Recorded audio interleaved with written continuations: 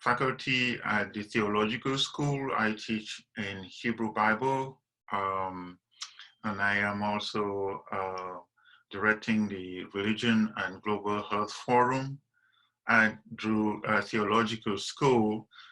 I want to take this time to welcome all of you, especially our panelists and the audience, all of you who've taken time to come join us this afternoon for what we hope will be a very useful, informative conversation about community and care during this time of COVID-19.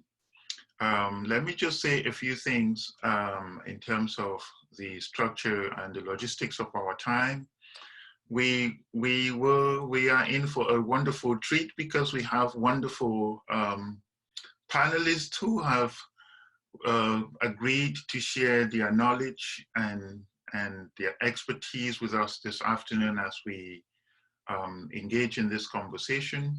And I will introduce them in just a moment. But I also wanted us to know that the way we've thought about our time is that our panelists will take turns speaking. And then after that, we would have an opportunity to go into breakout groups so that we can have more in-depth conversation around the content that our panelists put before us. And then we will come back to a full grouping to have further conversations before we run off our time together this afternoon. So once again, welcome everybody. We want to be able to engage each one of you and all of us together in this conversation. So let me just introduce a few persons right off the bat. We have Sharon Williams and Vanessa Wilson, who have been working with us, with the panelists, to think about this topic, to craft this subject for conversation this afternoon, and to put in place the structure that we now have. So I want to express a lot of gratitude to them, and also to IT at Drew for helping us put this in place. Let me now introduce our panelists, and I would just give very brief introductions because I know we are all here anxious to hear from them, and then we will turn it over so that they can speak. So this afternoon we have a wonderful panel to help us think about COVID-19, community, and conversation. We have Dr. Brian Barker, who is Associate Professor of Biology here at Drew University. Dr. Barker's research and teaching interests are on virology, immunology, and infectious diseases. So she is exactly the right person that we need to hear from at this time. We also have Dr. George Van Orden, who is Adjunct Assistant Professor of Public Health here at Drew University. Dr. Van Orden specializes in environmental science, public health, and epidemiology. Again, a wonderful person to have during this time. The third person I want to introduce is Dr. Merrill Visser, who is the Director of the Medical Humanities Program here at Drew University. Dr. Visser's research and teaching areas are in care ethics, aesthetics, health humanities, relational and public ethics, and political ethics. And so, again, you can see the value of the expertise that she brings to the panel this afternoon. The fourth panelist is Dr. Christina McKittrick, who is Associate Professor of Biology here at Drew University. Dr. McKittrick's areas of interest and teaching include neuroendocrinology. Wonderful, I said that. And stress-related issues. So a wonderful scholar to have with us during this time as we think about our collective life together. The next panelist is Dr. Arthur Presley. Dr. Presley is Associate Professor of Psychology and Religion at Drew University Theological School. Dr. Presley's research and teaching interests are in technological disaster and trauma theory, among others. I should also mention that he is currently the director and principal investigator for the housing initiative in Morris County, which is called Neighbors in Need. So Dr. Presley's expertise is wide-ranging, and we are delighted to have him with us. And finally, yours truly, I will also be part of the panel. As I already indicated, my name is Kenneth Mboa, and I teach courses in Hebrew Bible. I am also interested in the questions of religion and global health. So that is the panel that we have put together for this afternoon. And without much further ado, I will invite our panelists to speak to us about the subject matter that concerns all of us in multiple ways this afternoon. And we will begin with Dr. Barker. Hi, thank you so much, Kenneth. I'm so happy to be here, and thank you all for coming to hear about everything that we have to say. As Kenneth mentioned, my name is Brianne Barker, and I specialize in thinking about viral infections. I have focused on thinking about virology and immune responses and vaccines for most of my career. One of the things that, and I also teach a lot of classes to Drew undergraduates about these topics and things like emerging infectious disease.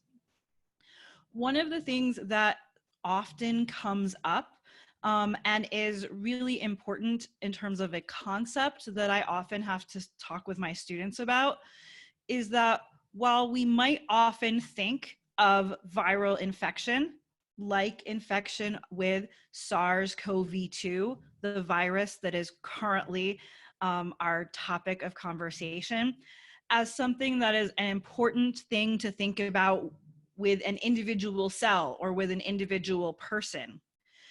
In reality, when we think about viruses and their ability to interact in the world, part of viruses' potential success is their ability to move from person to person.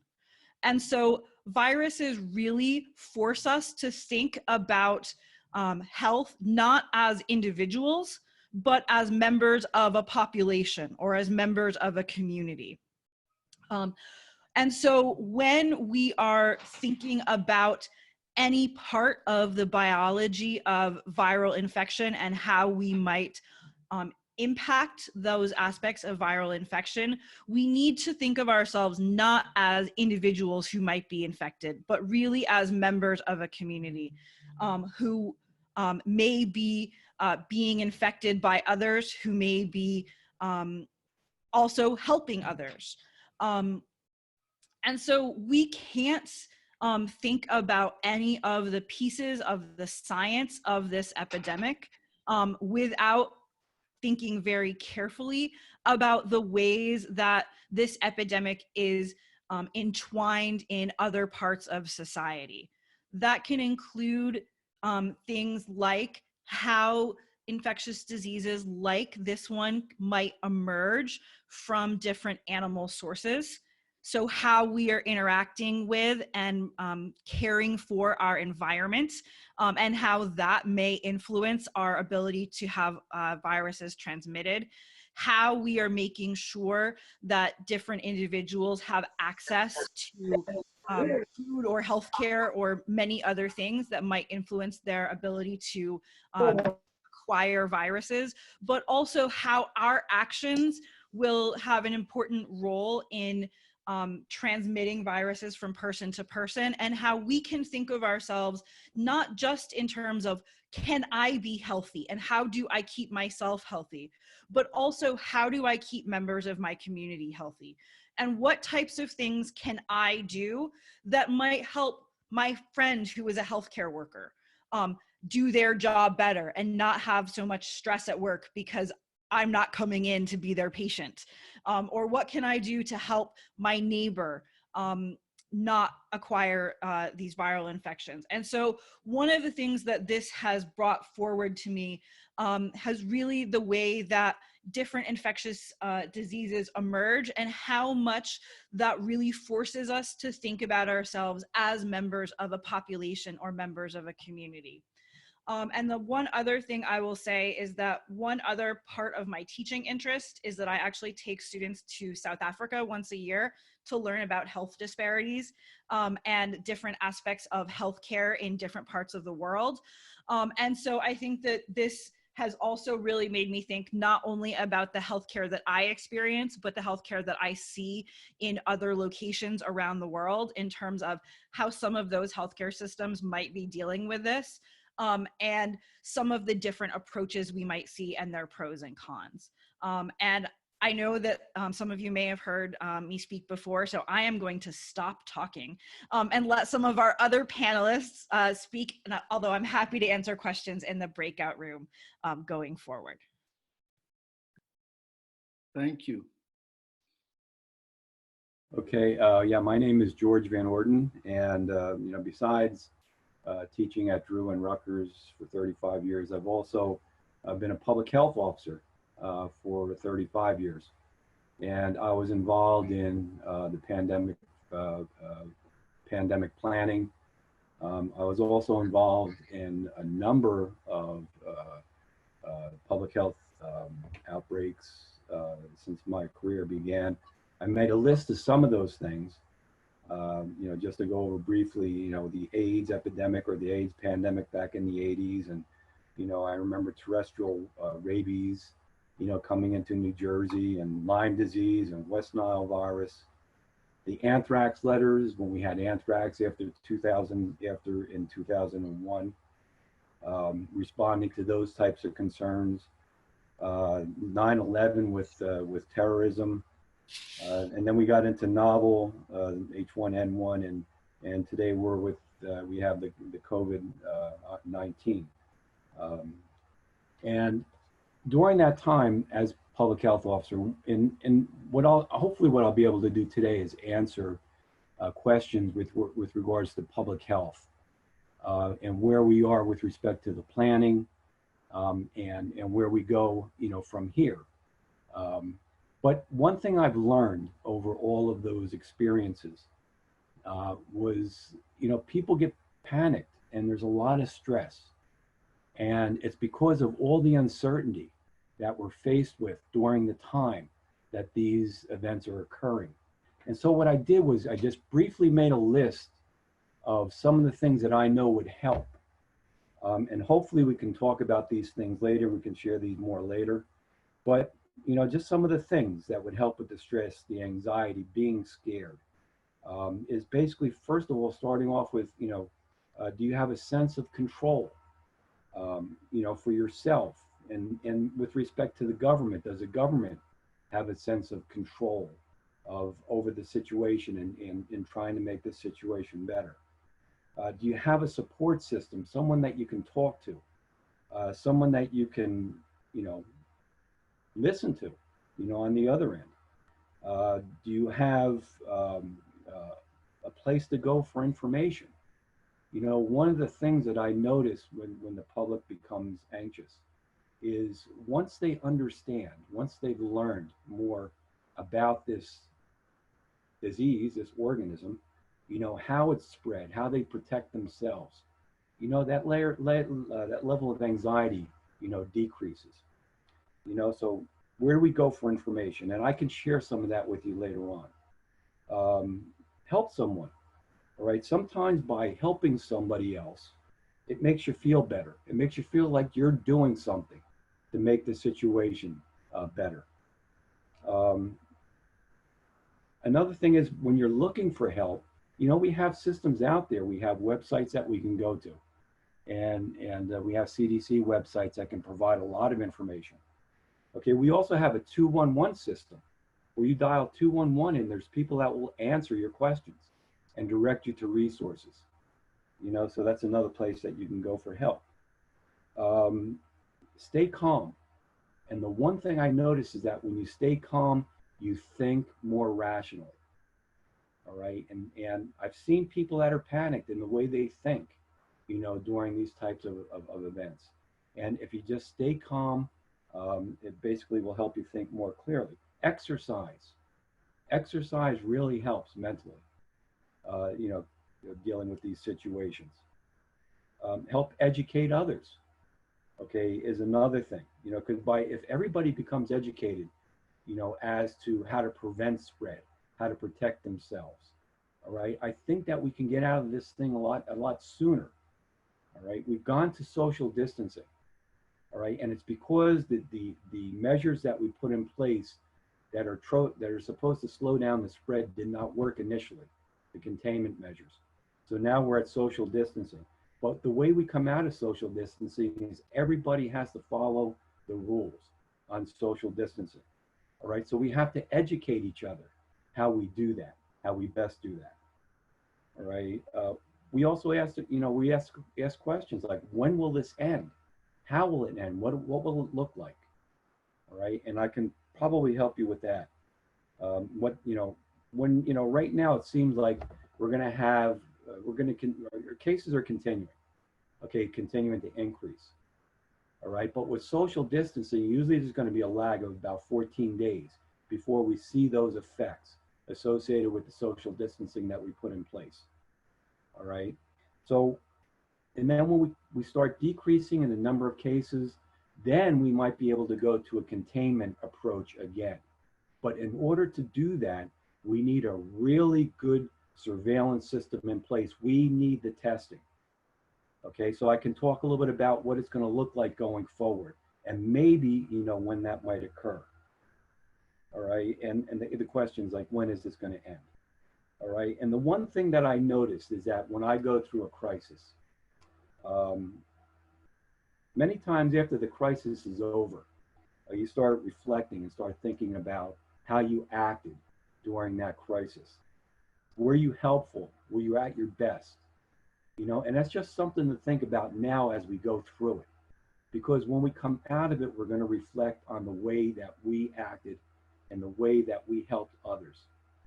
All right. And, so with that, I'll end in my portion here, but hopefully we'll have the opportunity later on to talk more about, some of these things in more detail. Thank you, George. Meryl? Thank you. Thank you, George and Brian. I'm a care ethicist, so I would like to share some of the insights of the field of care on the current crisis and on how we are impacted by the virus COVID-19. There are many different words going on. And the main word that emerges when I think of the crisis is interdependence. And I think Brian also mentioned that when she spoke about we are all connected, we are in a community here. So what I wanted to do for the next 5 minutes is to also show you something that to me symbolizes interdependence. So I'm going to share my screen, and while I do this, I will also share 3 insights on care. Let's see, I hope it works.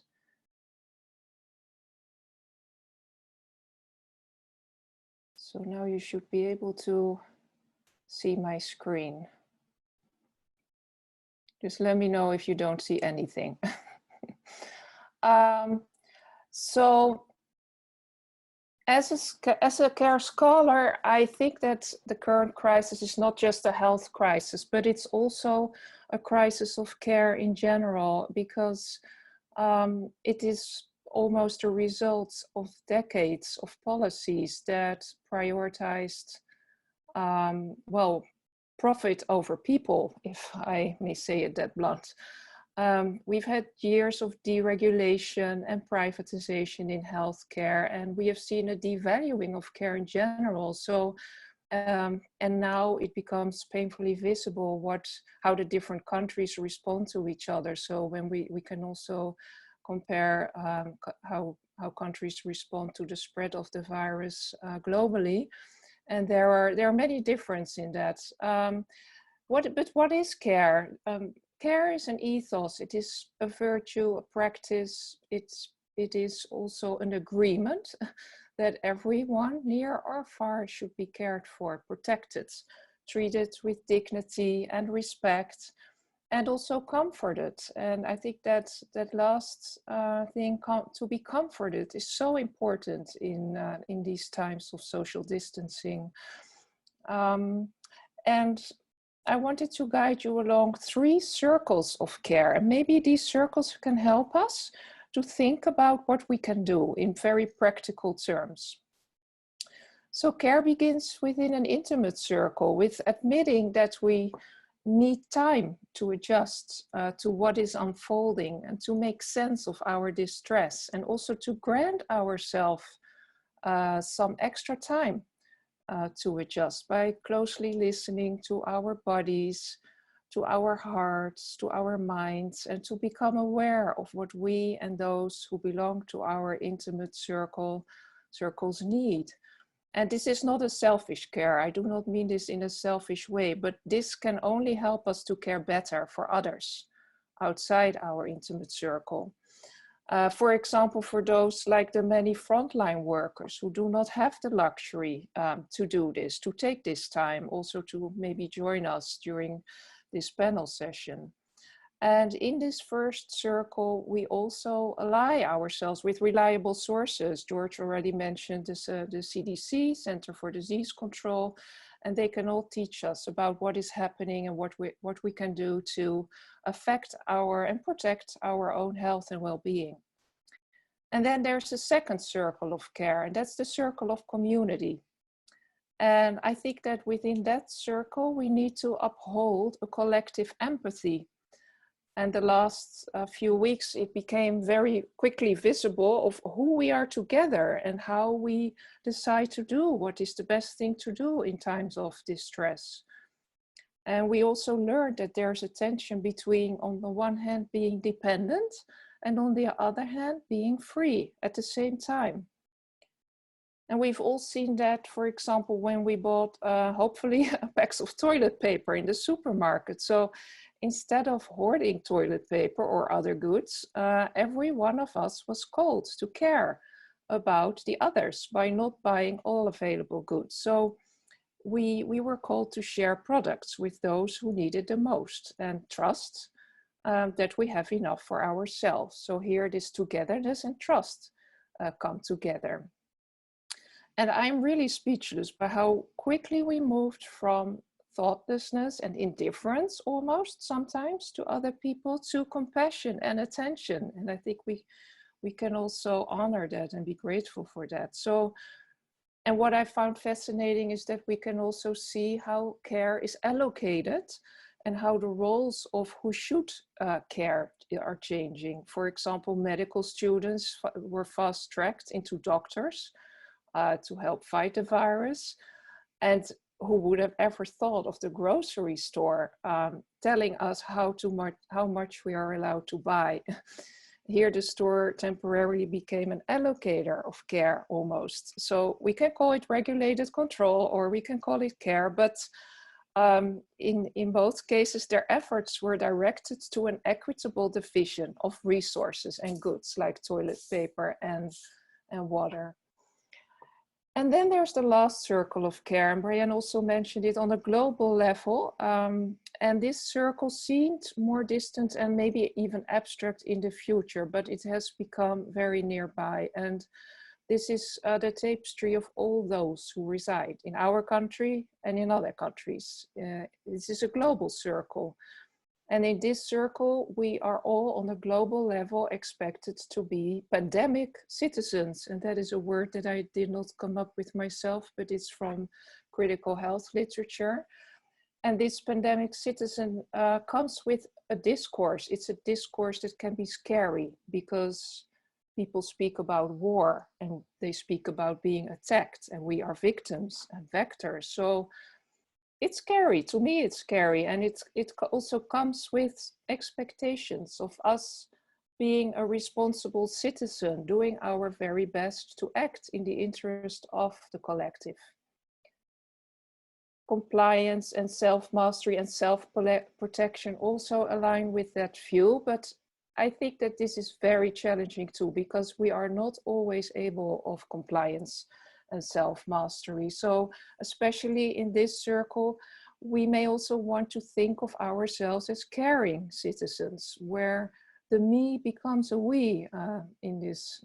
I think these two videos are made by two artists, Condon and Harker. They are from Panama, and they capture that movement from continuous forthgoing and back between who am I and who are we. So to conclude, social distancing is crucial, but I think we also need to search for new ways on how to support people who are living in isolation. And this panel discussion, this community, this conversation is hopefully a start for that. And I also believe that it is not so much on how much we give, but it is mostly about that we give, and not so much by obligation or social convention, but really caring with each other. So, and let us be grateful for all those who do that already, and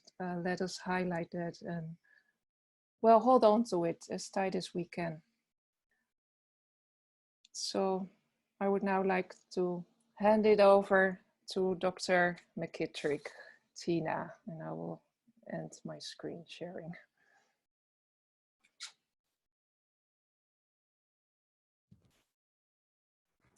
Hi, everybody. I'm Tina McKittrick. And so, as Kenneth said, my background is neuroendocrinology. And so in case you're wondering about what that is, actually, it's the study of the interactions between our brains and our hormone systems.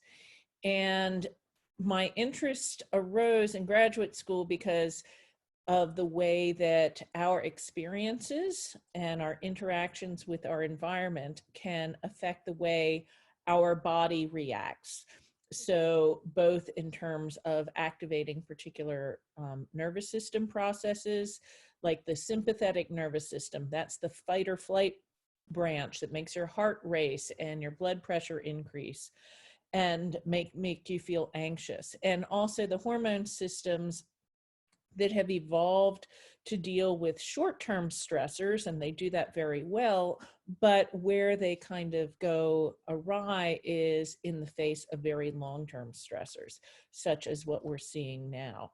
And so combined between the nervous system responses and the hormone responses, a lot of things that were initially adaptive for us, so this release of hormones and the increase in nervous system activity, excuse me, with prolonged activation can be potentially harmful. And stress and stressors have been shown to be risk factors for a wide range of conditions, ranging from anxiety and affective disorders like major depression, anxiety itself, post-traumatic stress disorders, as well as being potential contributing factors for heart disease and diabetes and other things. So that sounds all very depressing and not particularly encouraging at this point. So I want to go back and spend some time discussing a few of the things that Dr. Van Orden mentioned. So one of the things that is helpful in, or actually 3 factors that have been shown to be effective in mitigating the effects of chronic stressors are predictability, control, and outlets for frustration. And so to address those in order, predictability, obviously this is not a situation that any one of us could have predicted, certainly not those of us who are not on the front lines of monitoring global pandemics and infectious disease rates. And just with regard to some confusion with the terminology, by the way, the name of the virus is the SARS-CoV-2 virus, and the name of the disease that it causes is COVID-19. So this is analogous to the fact that the human immunodeficiency virus, or HIV, is the virus, and the disease it causes is AIDS. So just to clarify that in case you are not sure what the language is. So the predictability is kind of beyond our control at this point. So then what do we do? So control, there are things about this pandemic that we can't control, but there are things that we can control. And so we can, to some extent, monitor our own behaviors and our own responses to this pandemic by engaging in behaviors that are likely to decrease the spread. So this whole social distancing, okay, nobody really likes being 6 feet away. I know my colleagues and I are not all that big fans of this remote instruction. However, we know that it is much better for everyone involved to engage in this than to try to meet in classes and carry on business as usual. We also understand that it's very important, both for us and for our students, to have some routine, some regularity in their lives, something that they can latch onto. So going to classes as scheduled. You know, I've got a class of 33 some people at 9 o'clock in the morning, and they all show up, which is pretty incredible for students because, quite frankly, they don't all show up at 9 o'clock when the class is being carried out on campus. But that need for regularity and routine, and to try to have that as much control over your daily environment as you possibly can. Do things as close to normally as you possibly can, and regulate your interactions with others, and come up with creative and innovative ways to maintain contact with others, and to find new ways to adjust and adapt that may be similar to what you did before, but with a new spin on it. And then the last thing that is been shown to reduce the effects of stress, and by this I mean evidence that shows it reduces the hormone levels, blood pressure, all of these things that are associated with this global response that our bodies have to a wide range of stressors, are outlets for frustration, or ways to kind of dissipate the anxiety or the frustration. And so we can do that in a lot of different ways. So George mentioned exercise. Exercise has been shown globally across the board to improve many different aspects of health, including mental health and depression and stress levels, as well as learning and memory, cognitive focus, all sorts of things. So just getting outside and moving your body rather than sitting on your computer looking up all these scary statistics or things like that. Go outside. It's starting to be spring. The weather is pretty nice.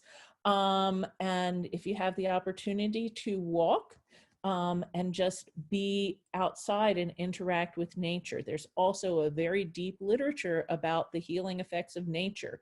When we did our trip to Australia, we went on a forest bathing exercise, which was, some of us, the scientists, were like, okay, this is kind of hokey, this is very strange, but we actually hugged trees. Yes, we hugged trees. And the students and the faculty all found it very relaxing and refreshing and nice to just slow down, to close our eyes, to listen and smell and touch and interact with nature on a different level, to try to calm our minds and our bodies. Things like mindfulness meditation, again, where you just close your eyes and sit and focus on your breathing and your body and getting everything to just calm down. You can use your mind to calm your body, just as reactions in your body can agitate your mind and make you anxious. You can have the opposite effect to some extent.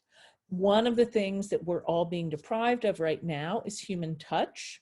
Human touch has the ability to calm us, but we can also make connections without physical connections, so emotional connections. So there is literature that shows, for example, our brains respond to emotional pain the same way they respond to physical pain in many ways, outside of the specific sensory areas. And similarly, having emotional connections in addition to physical connections, expressions of caring, expressions of concern, and just talking to someone can make a big difference in how our bodies are processing this. And in turn, these effects can be made worse by becoming more and more isolated. So even if you cannot reach out and touch someone physically, what was it, old AT&T commercials, reach out and touch someone via all the different kinds of social media and opportunities that we have to do so. So do your best to have a routine and a daily plan and carry on as much as you can. Make connections with people in any way you can, and get out and interact with the world, with nature, and with your furry friends here. I've got my cat here who is listening diligently to everything I say and all my lectures. So she's going to graduate from Drew at the end of the year as well. So I will pass the baton to Art to talk from his perspective of mental health and religion as well.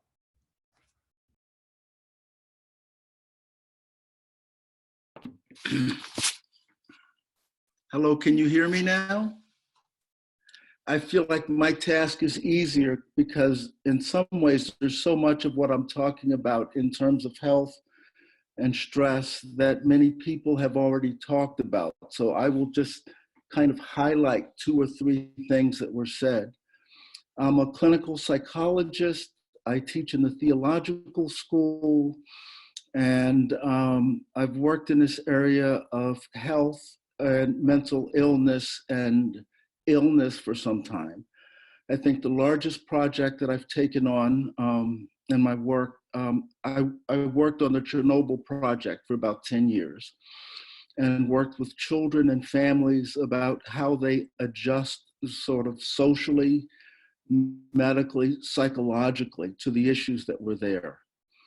When I spoke with one friend about my talk and, talking about the virus and mental health, what the person said was, I'm thinking survival. I don't have time for mental health. I'm wondering, how am I going to pay my bills? Are my children going to get sick? Can I afford to get my car fixed? What am I going to do after graduation? One of the key aspects of mental health is simply being able to solve problems.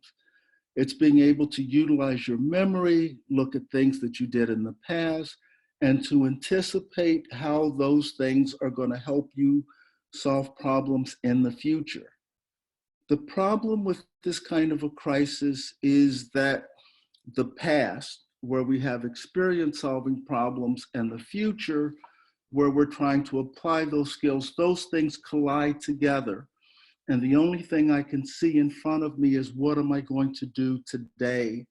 And I be panicked about what it is to just to maintain day-to-day stuff. Can I take care of my kids and work from home? And what does it feel like after a month where we're all in the house together? Part of that problem solving then, our ability to be most effective and creative in this kind of a crisis, we lose the capacity to do that.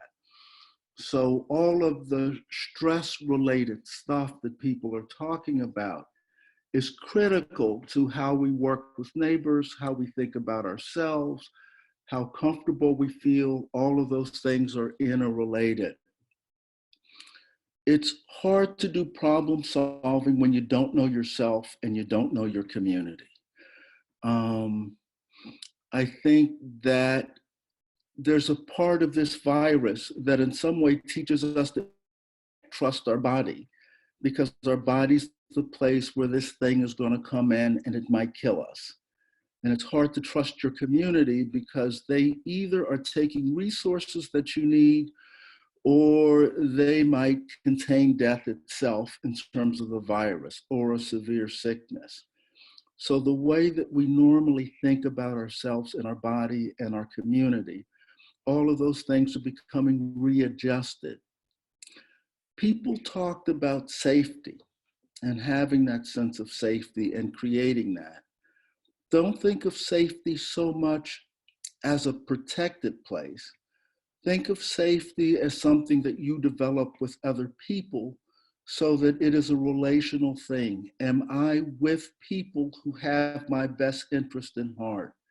Can I have relationships with people who see me and affirm who I am as a human being? What most of the world knows is that safety isn't simply existing in a neighborhood where nothing bad happens. That's always been an illusion. Safety is the quality of relationships where we feel as though that who we are as a human being gets honored. The other reason why, and almost everybody talked about the importance of taking care of the body. A very interesting book got written several years ago. It says, it's called The Body Remembers.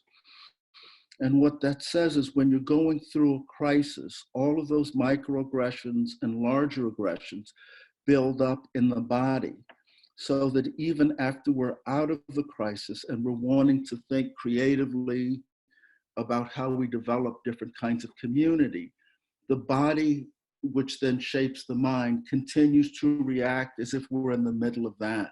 So the more we're able to take care of the body to maintain healthy relationships, the better we are to anticipate who we're going to be on the other side.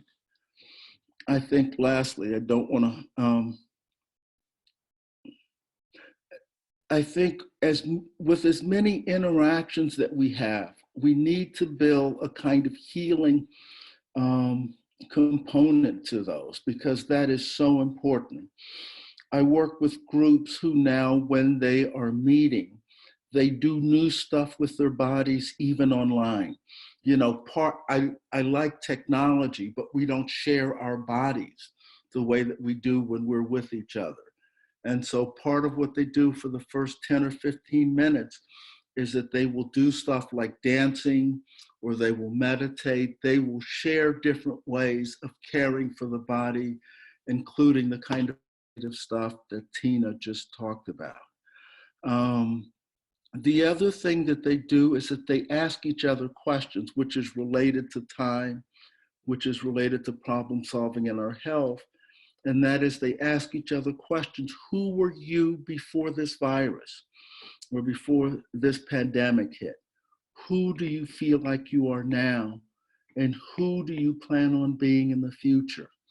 So finding ways to care and heal for each other is related to that self-caring and that community. And the problem solving, as they're saying, isn't just something that we do, problem solving is also a social and a communal effort, which is going to be difficult as these things get broken in multiple ways that are going to be with us for a long time.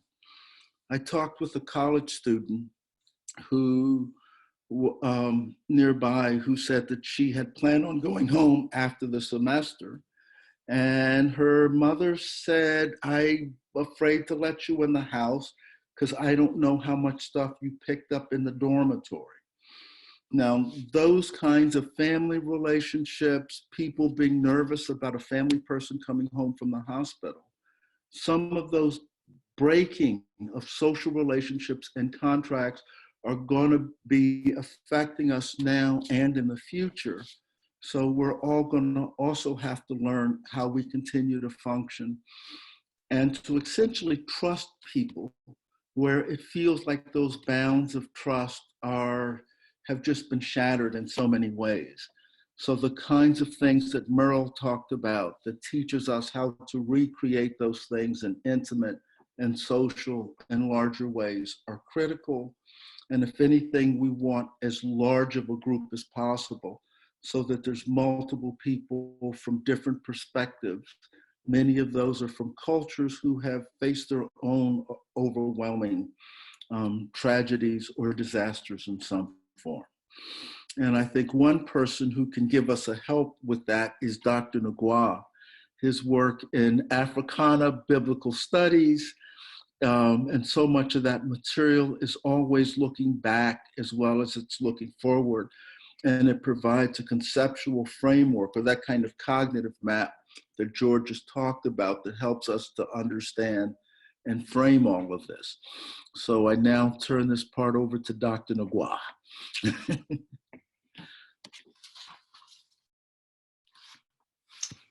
Thank you, Art.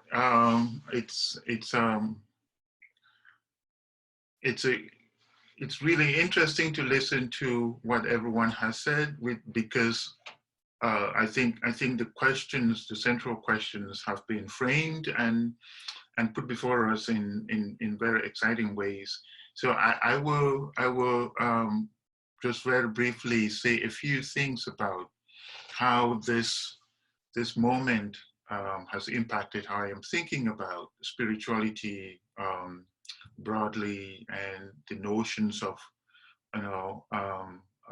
the sovereign being. What does sovereignty even in terms of the divine sovereign, what does that do? How does that help us grapple with major moments of crisis as we currently face globally?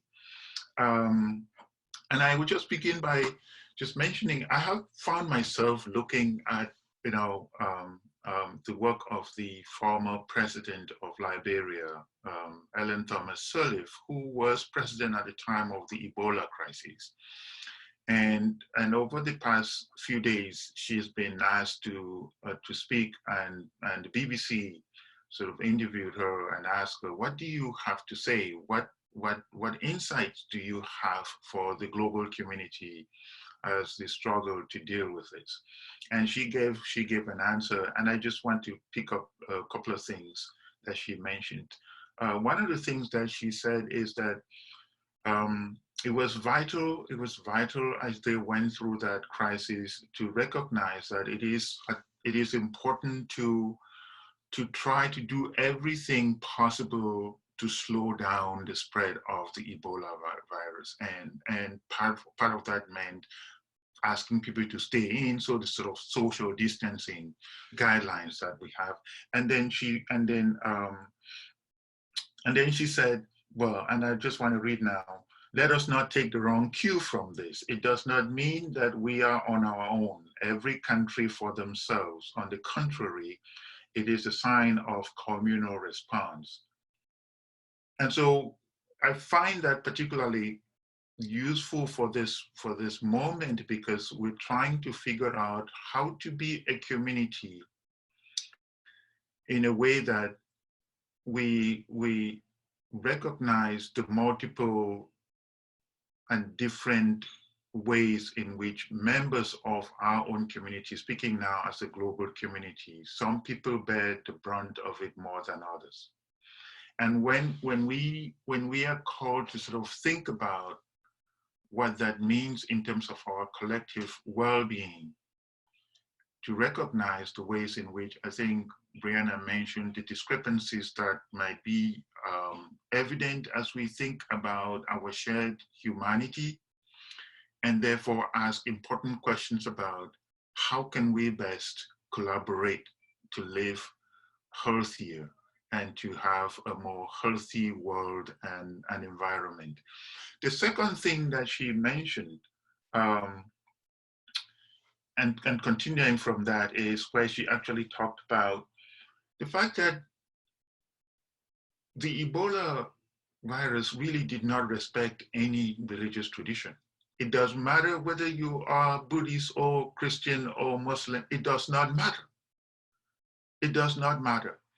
And so that the religious traditions basically have to re-examine what it means to have a particular credo, a particular identity in the face of something that crosses all kinds of boundaries, whether those be religious boundaries or national boundaries or what have you. And so, and this is where she ends up, and I just want to read that again. As we all hunker down in the next few weeks, I pray that the health and well-being of our global citizens, and I ask that everyone remember that our humanity now relies on the essential truth that a life well lived is a life in the service of others. So that is her quote, which I think is valuable to think about what community means. A life well lived is a life in the service of others. So that even at this moment when we're thinking about our survival broadly as a community, that even when we step back, right, and now we can all be in our own sort of individual spaces, so to immediately connect that now to the larger good, right? That in what ways is this kind of social distancing in the service of the larger community, in the service of some other person who is in need? Conceptually, the word that I have stayed with now is sort of the concept of Ubuntu, right? A lot of us know that concept. The concept of Ubuntu is that I am because we are, that we are so intimately connected that it is not just a bilateral relation or multilateral relation, but it is that it is the capacity to develop a way of living that has the power to renew itself, because it is always about more than just a single person. There's many of us, and we are able to endure and go through and build capacity for courage and for resilience, precisely because we are insisting that nobody should be left on their own. And we can walk together if we stay together. Two things that I would just lift up as I conclude. One is the importance of lament and grief as a spiritual exercise. That it is healthy spiritually. The religious traditions help us to understand that grief and lament are important. And as we look at what is happening around the world and the rising numbers of members of the community, bodies that get transitioned out, that it is important to find time not just to relax and to calm down, but also to grieve. Because the passing of a life is part of us that goes. And we are connected. If we are intimately connected to the one that has just passed away, we feel it. And so we have to develop ways to recognize that, to name that, and that is around lament and grief. But then we want to connect that to the notion of a hope, right? So I think about hope as the capacity, not wishful thinking. It is the capacity to piece things together, to put things together, to try and put the fragments together. They always have the scar in them, right? Dr. Plessy says the body keeps the score. Yes, the body will always remember that it was wounded in one way, it experienced fragmentation.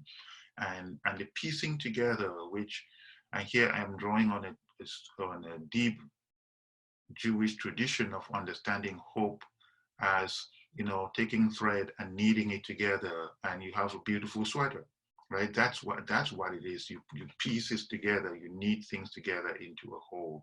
And so that's one of the ways that I think we can collectively think about what the virus is doing to us. If it is precisely targeting our need to be connected, to be together, if it depends on that in order to live, and that is precisely the thing that also helps us be our best, what then do we do if it is targeting exactly the thing that makes us the most human, our connectivity? Then we need to think about the ways in which, you know, we might expand our ways of thinking about supporting one another, encouraging one another, being able to come to terms with the enormity of the loss and grief that is being produced, but at the same time, insist on ways of creating hope, right, that open up new vectors for our collective shared experience as humans. So I want to finish up with this sort of one thing here. Thank you for being part of this panel. I think for me, the thing that has made the most impact is that for a community like Drew that has a set of values, right, that we adhere to, whether it's over the college or in the medical humanities or in the theological school, we teach our students to sort of model a kind of humanity and service. And at this moment, that calls for us to ask exactly how that theory gets put into practice, that we can have a panel like this helping us think through that is very inspiring. So I would end there, and I hope that we all can have time to sort of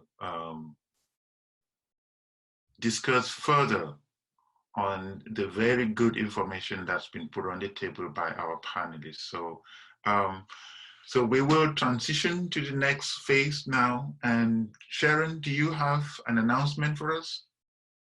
It's time for a little stretch break, and when you return, you'll be in your breakout rooms. How long should we take the break? 2 minutes, 3 minutes, 5 minutes? 1 minute? 1 minute. Good. All right, 1 minute.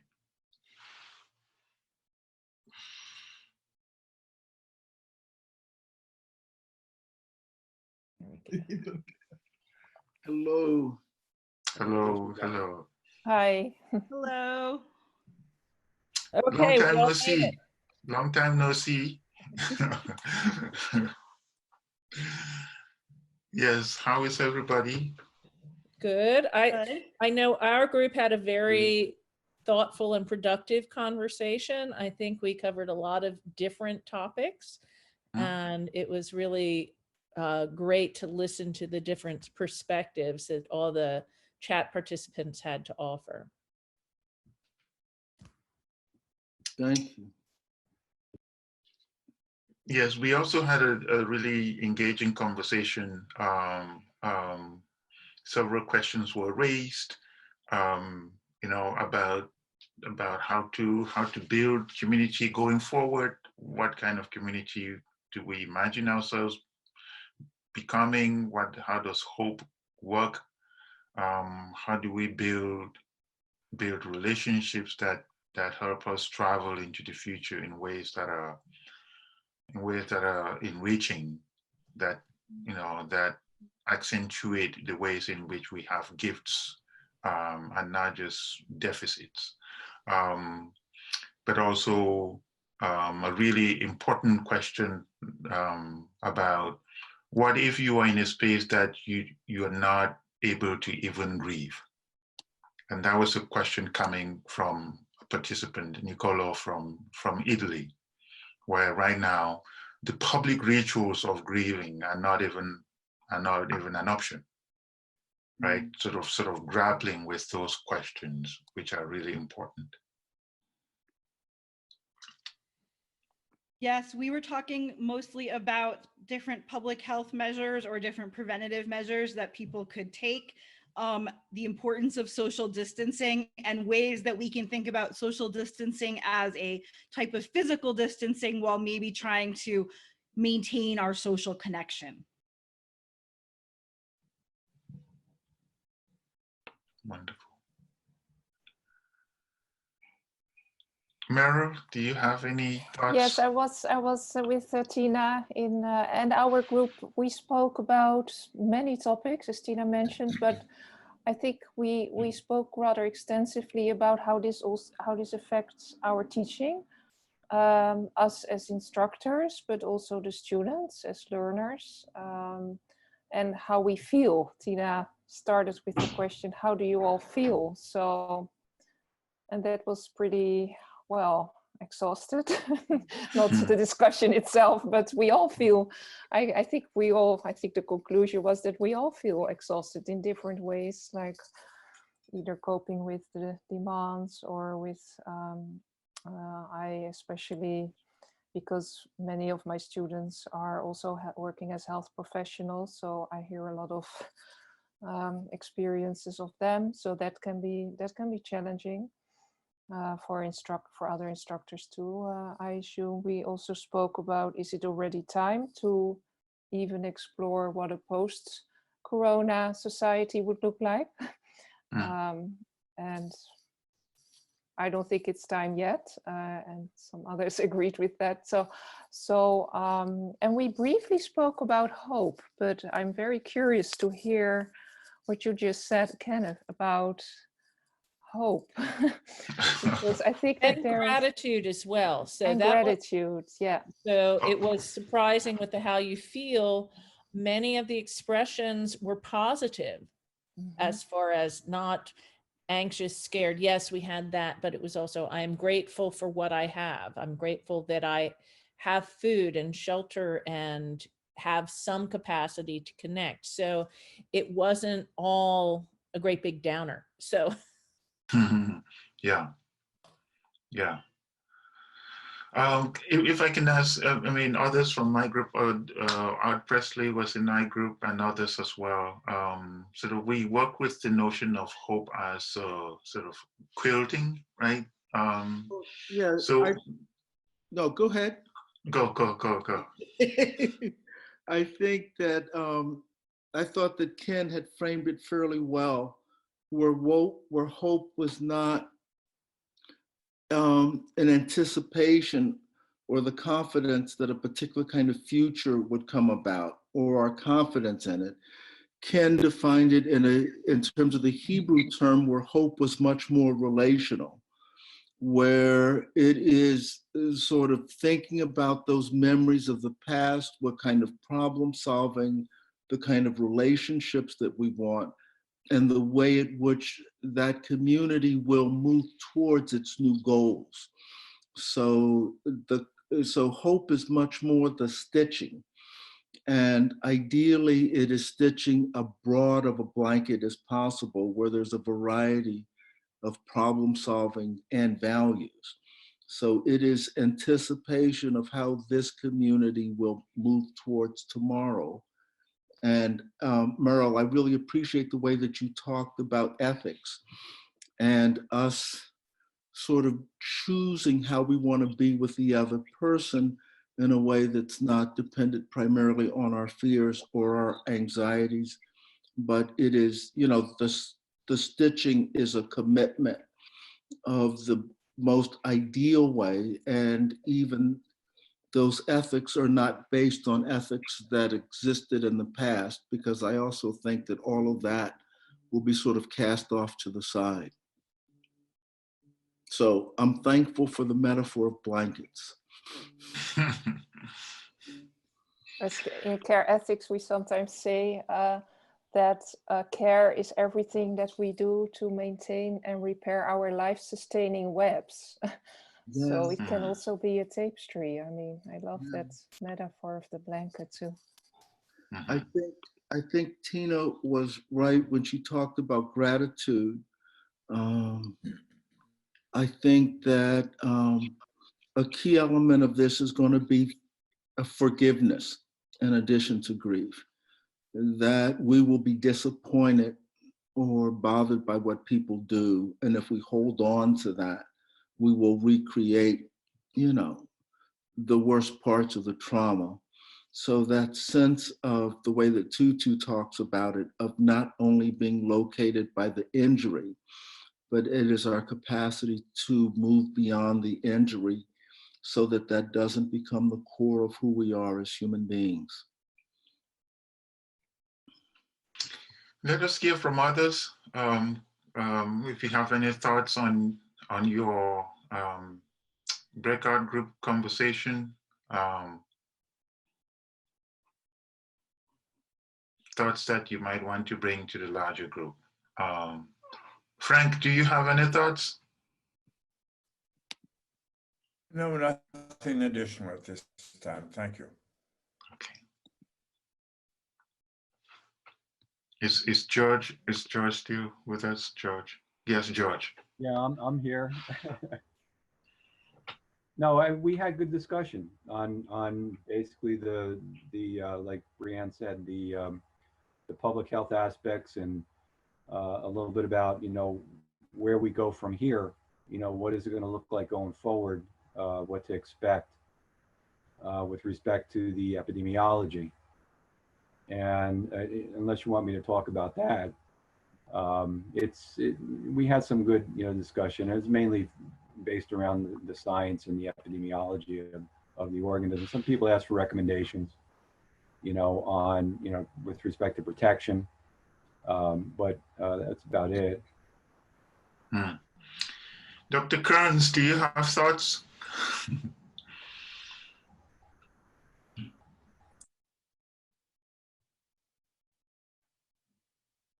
No, can't hear you.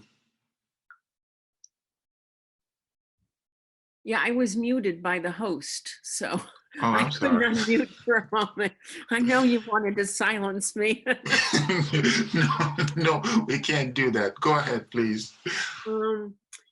I appreciated our group. I was in a group, quite a few of us reported, but also as we really, that difficult piece of what are the changes we worry about and what are the ways we might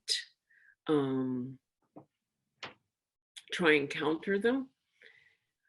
And so, you know, my group was very rich in faculty, and a student asked us how it was affecting us, and I appreciated that. And yeah, it was just good to hear from other people. But what I was just sitting here thinking is how much I've appreciated the presentations and hearing my colleagues talk on this. I said that one of the things it's made me think about more is sort of some of the literature I know on the healing effects of nature, or of sort of the therapy of getting outdoors, and how to help people think about that. How can we think about access, because so many places are shut down. You hear the students talking in very crowded urban areas where the parks are blocked off. And yet we know that there is a real therapeutic component of being outside our building. So I've been thinking a lot about that as part of this conversation and what resources I might have. Ellen, go ahead. I saw you posted something, but you can articulate it. for us flesh out some more of your thinking.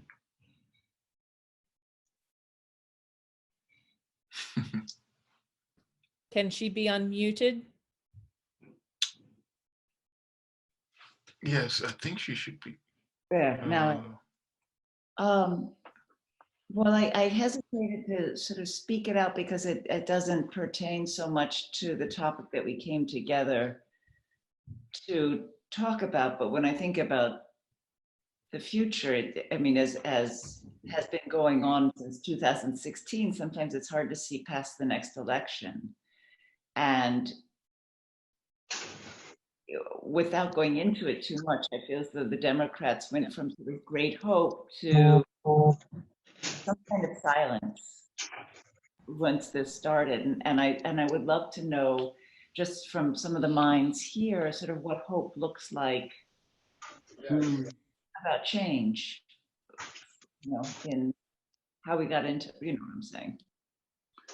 I invite Dr. Christiana to speak to that.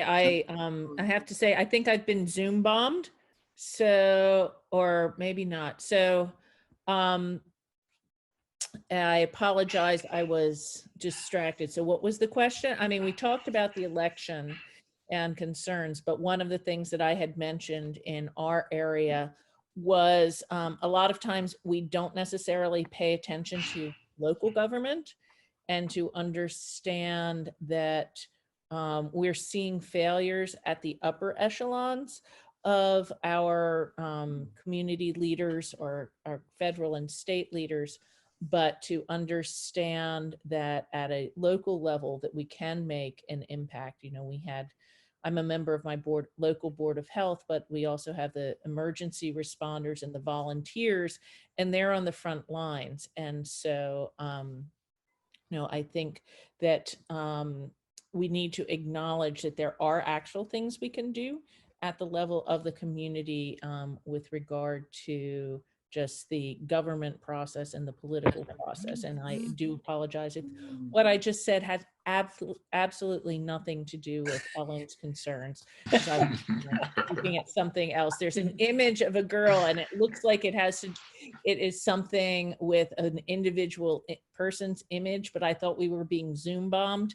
So I was distracted by that. So I apologize.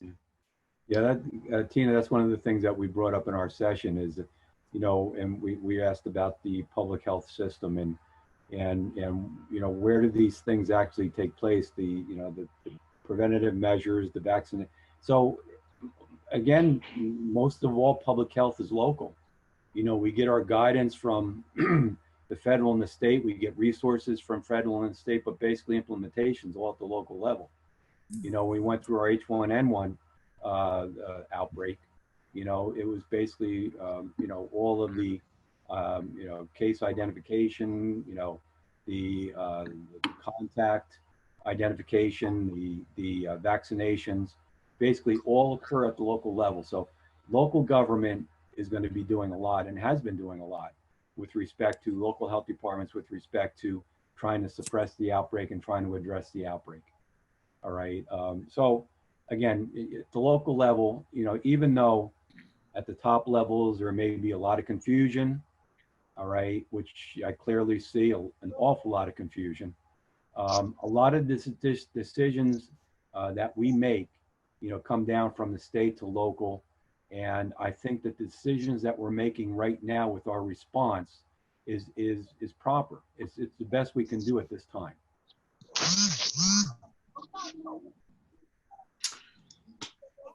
Thank you. I think we're about time. I just wanted to take this moment to thank everybody who participated today, and we hope that we would have many more opportunities to gather as community to think about what is clearly a major issue of our own time, and think about how to form communities that are healthy, that address the structural issues associated with our health as humans, but also the environment, this common space that we share. It is important work. It is huge work, but I am comforted and encouraged by our conversation today that we can be courageous to start asking the question about how to do this. So I appreciate all of you very much, and I hope that you have a wonderful afternoon. And on behalf of Sharon and Vanessa and all the panelists, thank you to all who came to join today. We greatly appreciate it, and we look forward to seeing you sometime soon. Thank you so much. Thank you. Thank you for bringing us together. And it was good meeting people from the college. Thank you. Yes, this was a pleasure. Thank you, guys. Thank you all. Take care, everyone. Bye-bye now. Bye-bye. Thank you all. This was wonderful. Thank you. Thank you, thank you, thank you, Rihanna. Thank you. Bye-bye. Thank you.